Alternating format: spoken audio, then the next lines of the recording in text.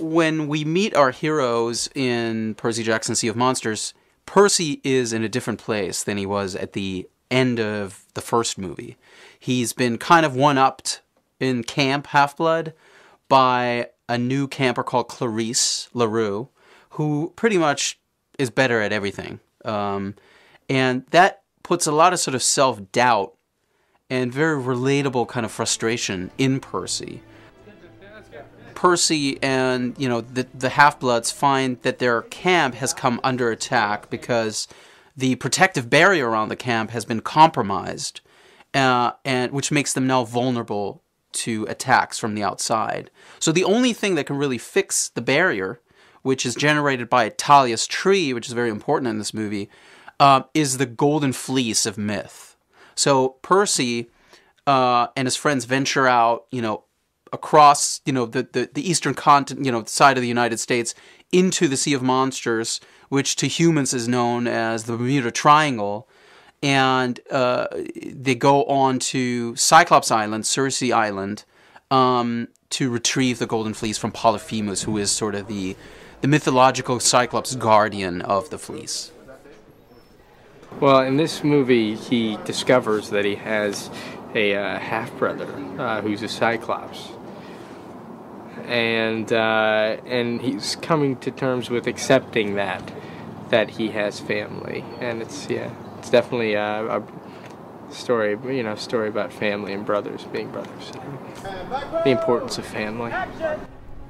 I think that when you're a kid, you dream big and you believe in big things, and you also have, really big struggles at the same time. And I think that even though there's Greek mythology and, magic and all these different things that happen in the series, these magical things, I think that kids relate to these struggles that the characters go through and are inspired and,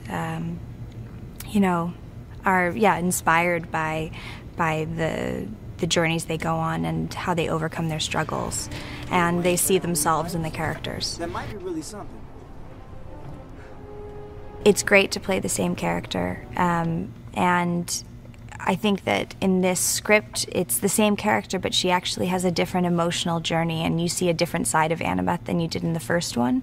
So there are new aspects of her that I get to find and play with in this film that I didn't get to in the first, so that's a lot of fun for me. And action? Brandon is definitely a performer, and he's very funny. I mean, it's like at the end of a day, of a really long day when things are stressful and you're tired, and it's always good to laugh and just not take everything so seriously, and being around people like that is fantastic because you get to laugh and just take a breath and be like, okay, we've worked for so long and we're so tired, but this is an amazing job and we're having an amazing time.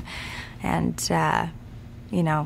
Brandon is one of those people, and so is Logan, and so is Jake and Levin and Douglas, that we all really have a great time. Being a little geeky on the inside, having an inner nerd, it's always neat to be a fan of something and see something on television or in the movies, and then get to go and participate and have a little slice of that. So, oh yeah, I did that. Yeah. Well, that movie, I did that one. I was in those ones. That's good. When the previous film, Percy Jackson and the Olympians, The Lightning Thief, I played the lightning thief who stole Zeus's lightning bolt and tried to bring down the rule of Olympus. And in this version, in the Sea of Monsters, that's sort of the continuation of my journey, is rebelling against my father, who I'm more than angry at and feel forgotten and neglected. And because of that, I want to sort of show them who's boss in a way, and once more I come up with a plan to end their reign over us, and I bring some demigods over to the dark side in the process. In the Sea of Monsters, Percy's quest is essentially to stop Luke most of the way through. It starts off, everything's great at camp and going well, and Percy's still struggling to survive amongst all these seasoned professionals of demigods.